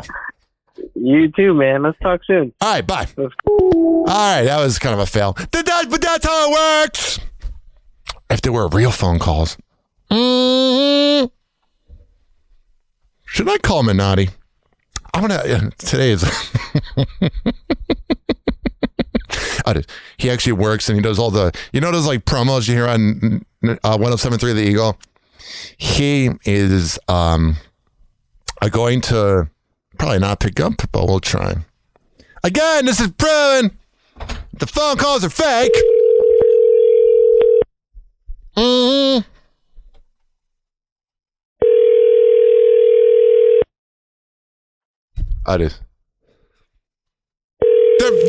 Everyone's seeing a number they don't recognize. This is exposing War of the Roses. That is.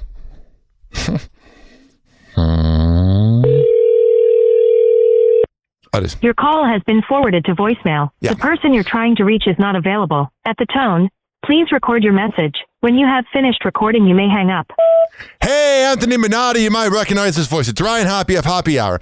I was wondering if you would be able to talk about your experience. You're on the show. This is live, by the way. If you would be able to talk about your experience with Oliver Tree, because I called Remo thinking he was the one that worked with him at 97X, but it was actually you that worked with him. And by the way, keep kicking ass doing the voiceover for all the stations in Tampa.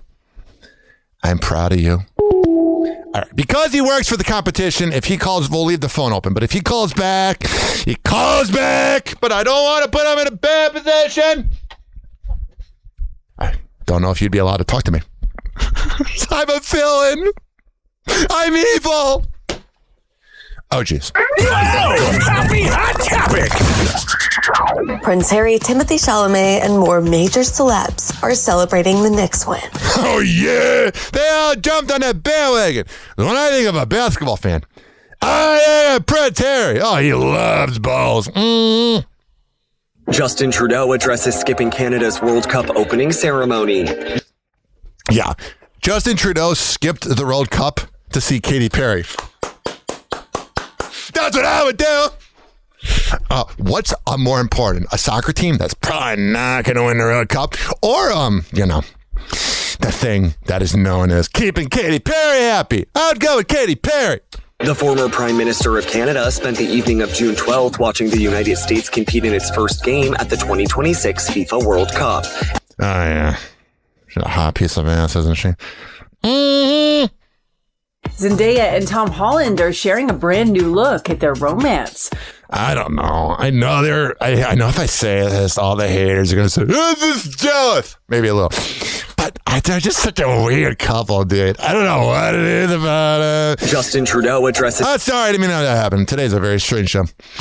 I don't know. There's something about Zendaya. It's just very... I don't know. She's good.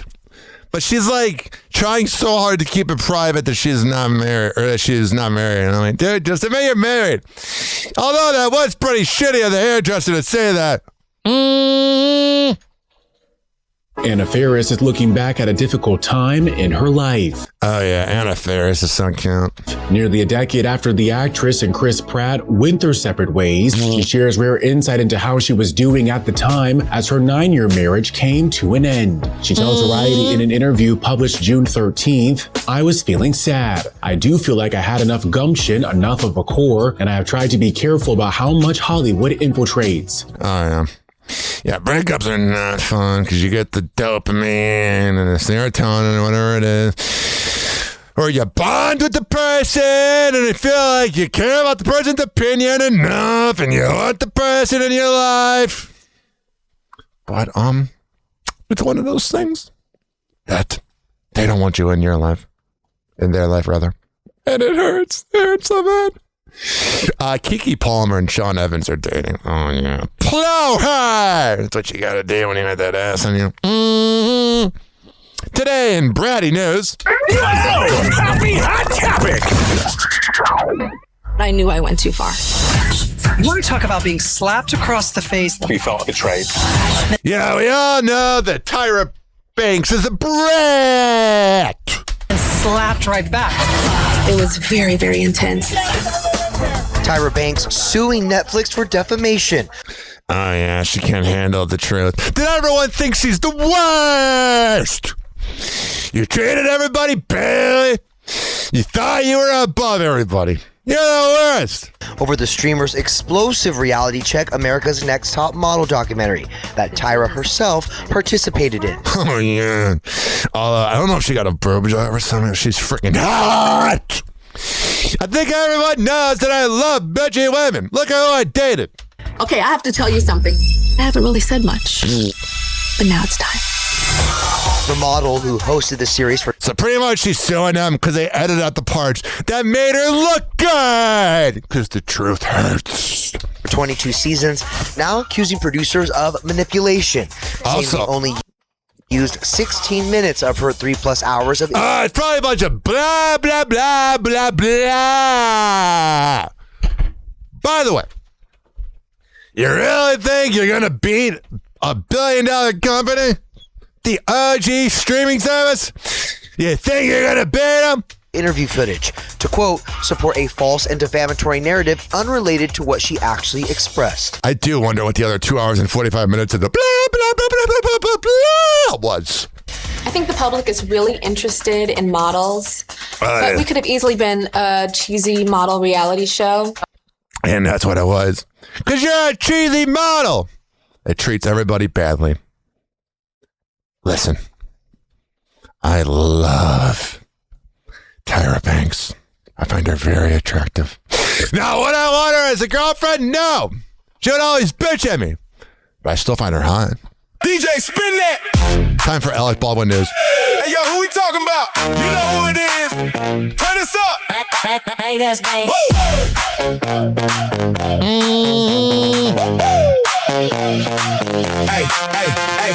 Walk in the spotlight, look at me. Big shades on, big ego, no receipts. Talk real loud, can't back that heat. All cap, all act, just cheap critique. Flex on set, but he flops at home. Talk big bad, but he there by the phone. Whole crew tired of the same routine. He the star of the show in his own daydream. He be like, I'm that guy. We be like, that's a lie. Say you can and say goodbye. You ain't fooling us tonight. Easy. Everybody say who? Ballin'. Acting brand new. Talking big game, but you never come through. Yeah, be energy. That's so you. Easy.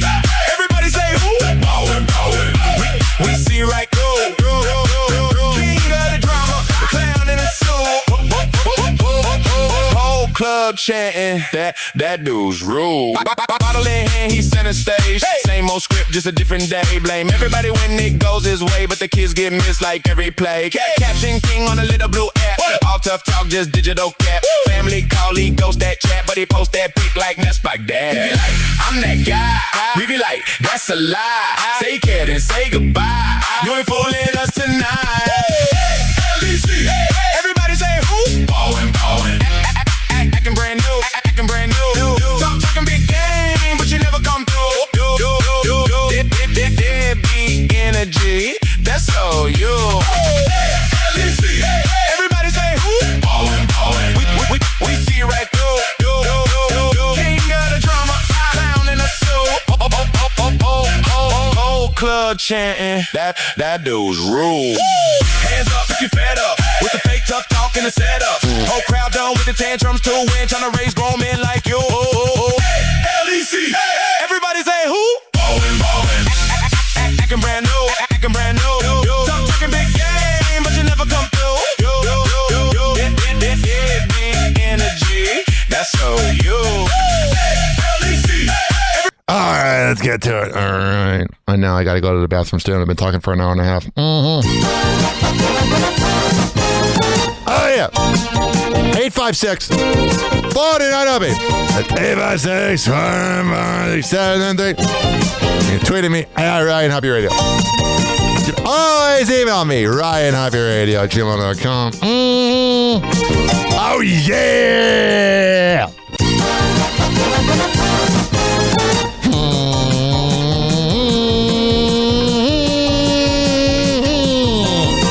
Right here is Alec Baldwin telling the important message he instilled in his 8 kids. Whatever.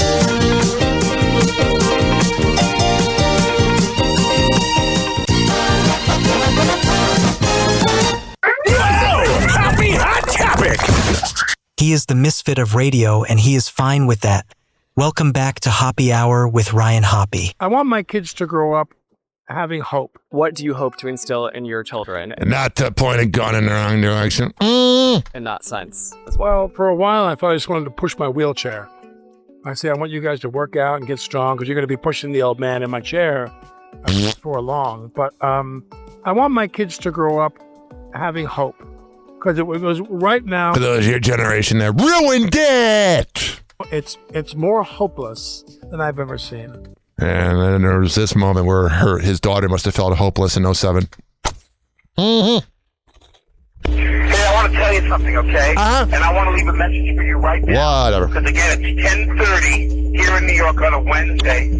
Once again, I've made an ass of myself. You always do, bud. Trying to get to a phone to call you at a specific time. When the time comes for me to make the phone call, I stop whatever I'm doing, and I go and I make that phone call. At 11 o'clock in the morning in New York, and if you don't pick up the phone, at 10 o'clock at night. Father Elliott! You don't even have that goddamn phone turned on. I want you to know something, okay? What? I'm tired of playing this game with you. I'm leaving this message with you to tell you you have insulted me for the last time. No, but you can throw out the insults because you're a narcissistic, a loser. You have insulted me. You don't have the brains Father Elliott! or the decency as a human being. I don't give a damn that you're 12 years old or 11 years old. He doesn't know their age or their name. Or that you're a child, or that your mother is a thoughtless pain in the ass. I mean, that part's true. Who doesn't care about what you do as far as I'm concerned. You have humiliated me for the last time. And I'm sure they never feel humiliated by you, bitch. Happy Hour. Happy Hour.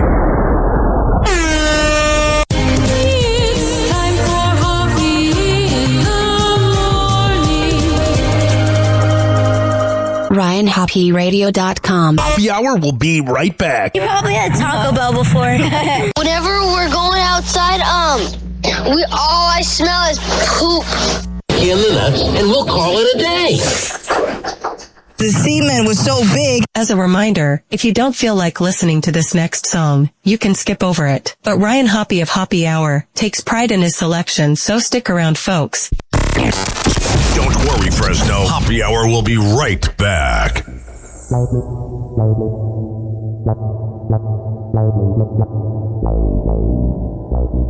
Money, money, money. Throw your head back, baby. Show your grill in this bit. Get the snap in your fingers, get the move in your wrist. Yeah, that's that money snap. Yeah, that's that money snap. Ooh, that's that money snap. Yeah, that's that money snap. Throw your head back, baby. Shake your dreads in this bit. Get the snap in your fingers, get the move in your wrist. Yeah, that's that money snap. Yeah, that's that money snap. Ooh, that's that money snap. Oh, that's that money snap. I signed my deal, made $1 million, did the money snap. Went to the car dealership and spent 100 stacks. Bought me a Benz and a spaceship Cadillac. Put 50 in my mouth so I can shine when I battle rap. You boys don't know me, I'm from the show me. Pull that 45, leave your brains all holy. I made this one for the people who just don't dance. Too busy drinking liquor, politicking with their mans. Or the chick with them 6-cent heels on their feet. So sexy in the club, two-stepping to the beat. If you just got rich and you just came up, money snap, where you at? Like you don't give a fuck. Throw your head back, baby, show your grill in this bitch. Get the snap in your fingers, get the move in your wrist. Yeah, that's that money snap. Yeah, that's that money snap. Ooh, that's that money snap. Yeah, that's that money snap. Throw your head back, baby, shake your dreads in this bitch. Get the snap in your fingers, get the move in your wrist. Yeah, that's that money snap. Yeah, that's that money snap. Ooh, that's that money snap.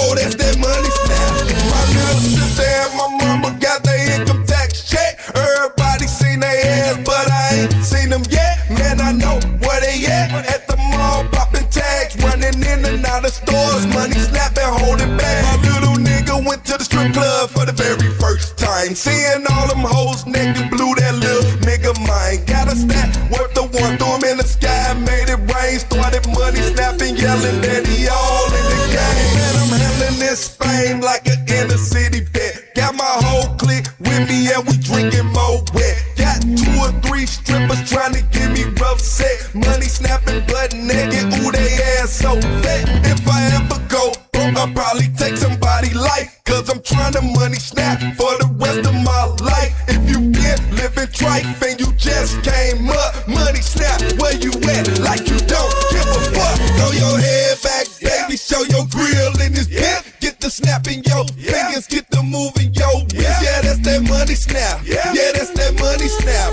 Ooh, that's that money snap. Yeah, that's that money snap. Throw your head back, baby, shake your dreads in this bitch. Get the snap in your fingers, get the move in your wrist. Yeah, that's that money snap. Yeah, that's that money snap. Ooh, that's that money snap.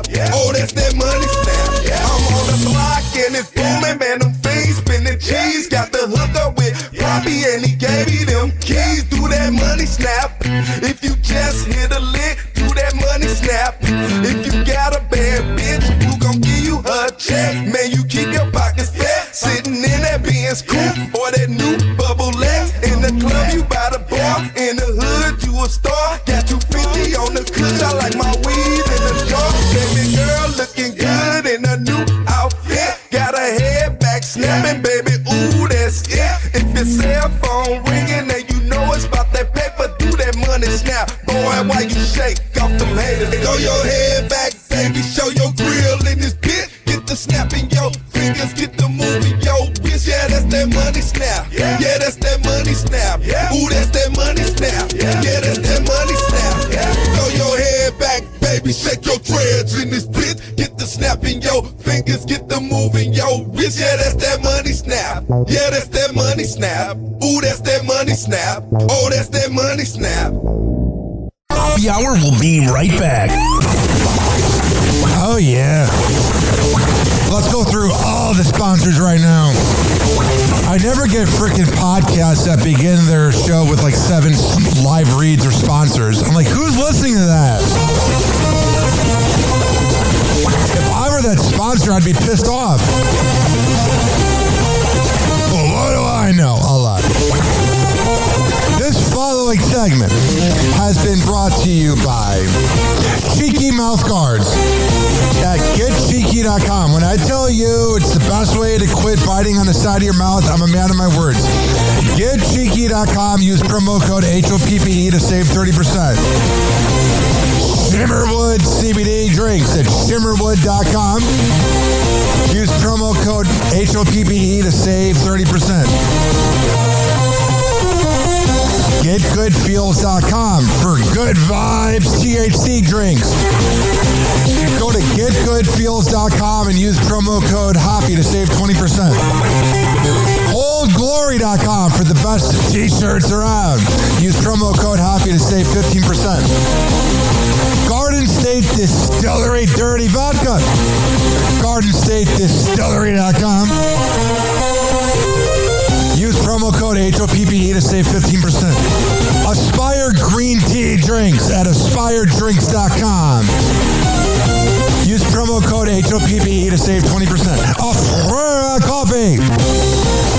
AFUERA Coffee.com. Use promo code HOPPE to save 20%. FSDrinks.com. For the best boba around, use promo code HOPPE to save 20%. Oh, you're looking for the best beef jerky? BigForkBrands.com. Use promo code HOPPE to save 20%. And finally, are you looking for a good energy bar? QuantumSquares.com. Use promo code HOPPE to save 20%. All of these are on my website, RyanHoppyRadio.com, RYANHOPPE radio.com. I would hope you know how to spell radio.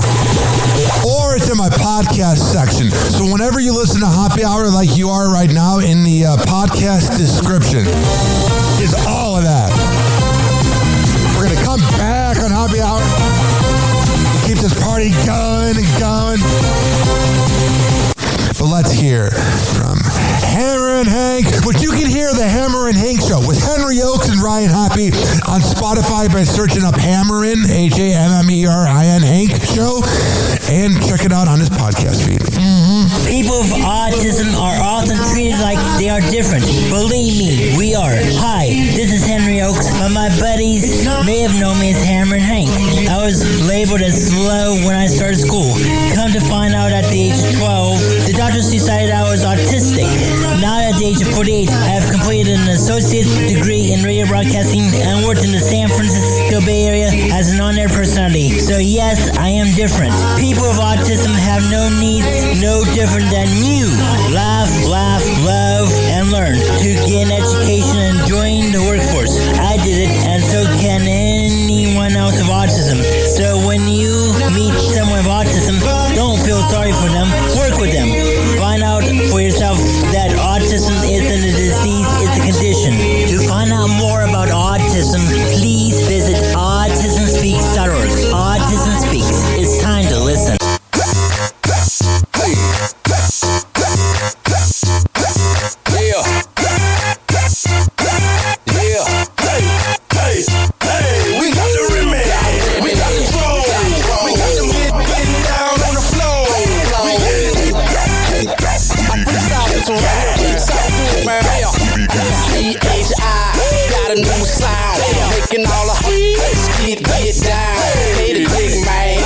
Chain swing, pimps and the players gon' do the damn thing. Coming in the club, taking over streets, taking over man with the broke out beats. Got them on charge,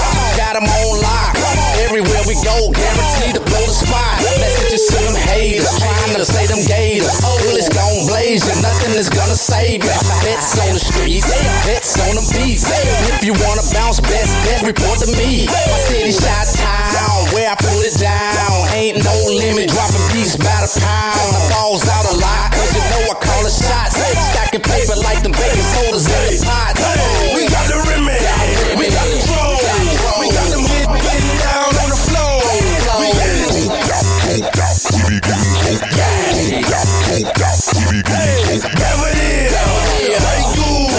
Hey, shout it, let me see you get loose. Let's go. What's wrong with a mean lean? Slim tilted and representing my home team. Super ugly with stack of money is a Gator King. By the bar, commit the pimping is a Gator thing. Tell them how we do it, Joe. Gator ones, rim, they're spinning. And I ain't even driving, I'm just parking lot pimping. Slide off in the club, feeling menace in the 50s. So fresh, so clean. With a swagger in my lip and what it is. What it do? Come on, shout it, let me see you get loose. If you bout it, you can get some break goose. And VIP, I'm put my hands on you. Hey, we got the remedy, we got the flow. We got them getting down on the floor.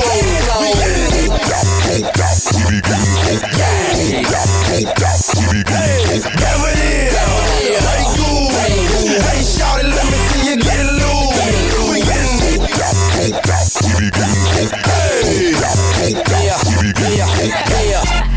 Don't be putting no chasers in my drink. I want 2 high liquors, pound. Yeah. Smoke drink, smoke drink. Smoke drink, smoke drink. People say been all on the earth. I don't even care. Speech all slurred. Nothing in my cup. Shit, it's all girl. Y'all hiding the motherfucker making up words. Looking like men. I like them light skin. 2 at a time. I'm 20, twin. Patron and Grey Goose. Tanqueray and Seagram's gin. Stay together in my glass like they all best friends. I can't walk. I can't talk. Broken from the day to the dark.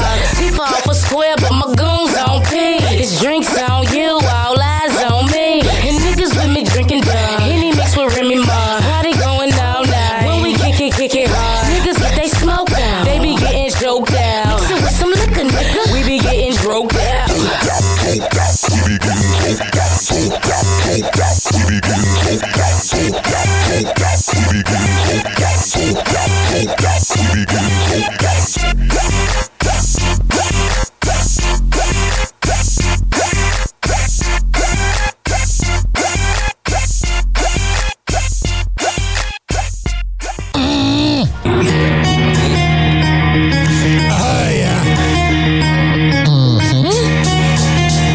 Let's go! This following segment has been brought to you by Fortify.com. FORTIFEYE.com for the best pre- and post-workout around. Comes in the form of coconut caramel and fruit punch. However the hell you want to get pumped up before the gym, go to Fortify.com and use promo code RYAN20. Amir Academy of Martial Arts at AmirAcademy.com. 2700 22nd Street North in Edmonton, St. Petersburg. Women's self-defense classes, kids classes, MMA classes, whatever the hell you need. I'll go out there. WatchChasePrinting.com, the best printing company in all the Bay Area. Business cards, posters, yard signs, whatever the hell you need, print it up. I'll go out there. Finally, are you mentally ill like me? If you live in Florida or Maryland, go to counselingoncall.net and there you can sign on. All right, we're going to come back in happy hour, keep this party going. Hello again. It's your favorite San Francisco DJ, Hammer and Hank. I may look normal, but the truth is, I have a condition known as autism. That's right, it's a condition, not a disease. Fact is, autism can strike anyone, regardless of who they are. People with autism normally have difficulties in verbal and non-verbal communication skills, social interactions, and leisure activities.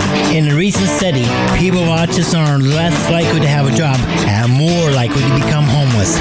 I beat the odds by having loving friends and family, having a college education. I have I've even worked in the San Francisco Bay Area as an honored personality for many years. Always remember that people with autism want the same things as you, to be happy and successful. To find out more about autism, please contact your local mental health center or visit autismspeech.org. This is Cameron Hank, and I appreciate your kindness.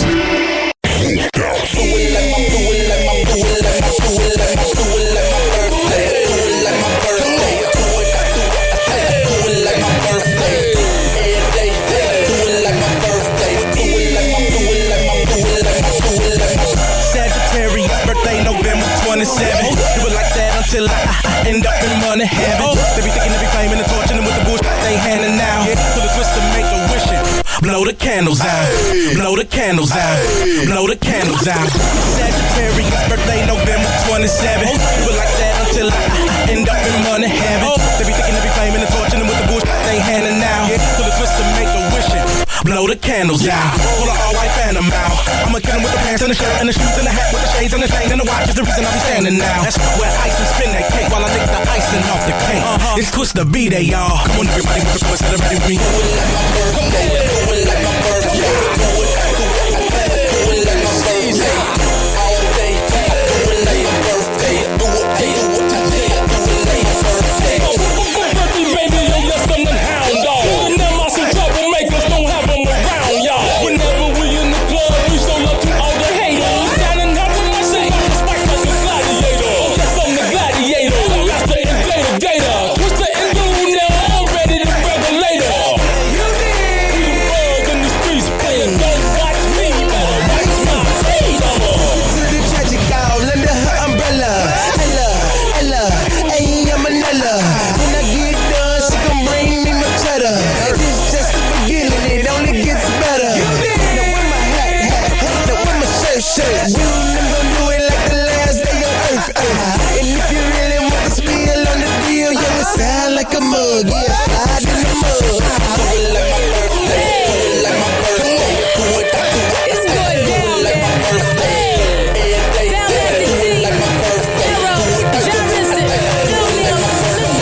Just get my nails did, just get my hair done. Just got this bad new Gucci bag, matching Gucci pump. Shoes matching the belt, skirt matching the blouse, chain matching the ring. Yeah, I'm doing my thing. Got so many haters, why is so many hating? Sick like a mental patient, I floss like a dentist patient. This shit testing my patience, sick is working my nerves. I'm getting spending that money like the first and the third. Elongated skin blowing cushion the winds, it's like yeah, popping no tags, these diesels busting the sag. I'm with it when I'm going hard to get a gone mad top. Models all around me, so I'm buying up the bar. I'm a hood star and I'm partying like a rock star. Only at my pip game, meaning you can't upgrade me, mommy. I'm the guap green king, like do it like my, do it like my, do it like my, do it like my, do it like my birthday. Every day, do it like my birthday. Do it like my birthday. That's what we say around here. Booked out, bling with the fresh gear. Cock snake skin, buck 50 hat, candy paint, old school, rolling around on 4 flats. Hit the liquor store, mix the Remy with the drone, rolling on the 94, looking for them sexy. I'm calling me Kelly, cause I'm a flirt, fucking VIP, Don Juan, got a street. I do it like my birthday, I do it like it hurts. Hey, watching these bad bitches do it in the worst way. I'm a winner, mama, I am in the first place. Catch me on the dance floor, throwing up my birthplace. I'm an animal, I woke up on a Monday, and subsequently I ain't go to sleep till it was Thursday. This is shot of Patron and blow a birthday. Get up with a bitch, you can take her home on the first day. Burger King, mama, you can have it your way, or I can bring another bitch and y'all can do it her way. Hotel room, do not disturb way. That's how I'ma do it when I do it like my birthday.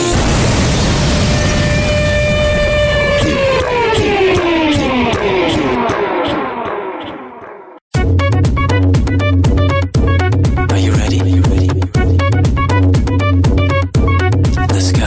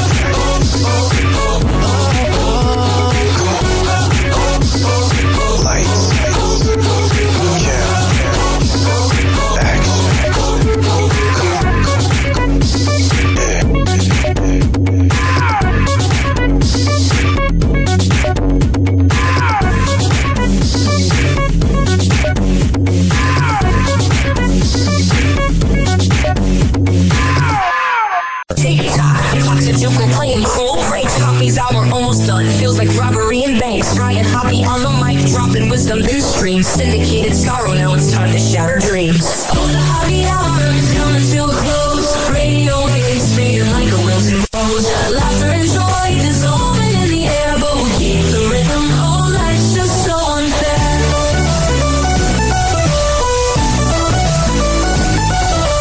Phone lines buzzing, but the laughter's growing dim. Eardrums mixing Hoppe like fingers without rings. DHX to FM, shoutouts hit the street. But soon the sound will vanish like shadows in the heat. Oh, the Hoppe Hour is coming to a close. Radio waves fading like a wilted rose. Laughter and joy dissolving in the air, but we'll keep the rhythm. Oh, life's just so unfair.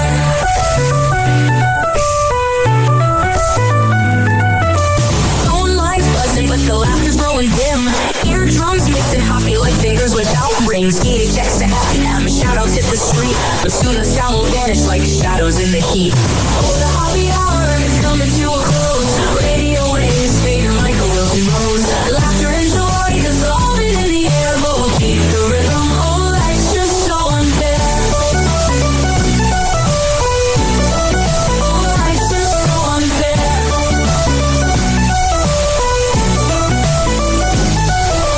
Tune in every night like clockwork to a show. Now it's time to face the silence like the TV on snow. Ryan Hoppe held the mic with humor so divine. The void left in our hearts wider than a canyon line.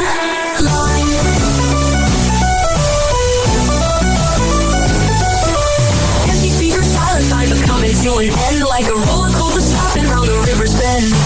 Hoppe jokes and jabs, these our daily grind. Now silence louder than the thoughts we can't rewind. Oh, the Hoppe Hour is coming to a close. Radio waves fading like a wilted rose. Laughter and joy dissolving in the air, but we'll keep the rhythm. Oh, life's just so unfair. The Hoppe Hour is coming to a close. Radio waves fading like a wilted rose. Laughter and joy dissolving in the air, but we'll keep the rhythm. Oh, life's just so unfair. Happy Hour. Happy Hour.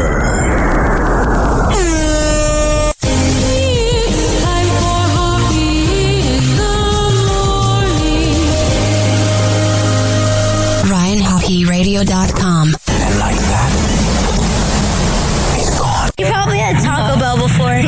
Whenever we're going outside, all I smell is poop. I'll catch you in the nuts and we'll call it a day. Happy Hour is now over.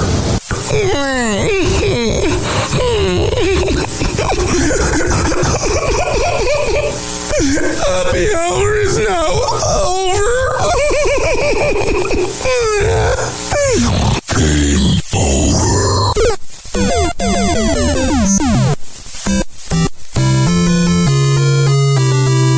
This concludes our broadcast day. Good night and God bless America. Doors closing.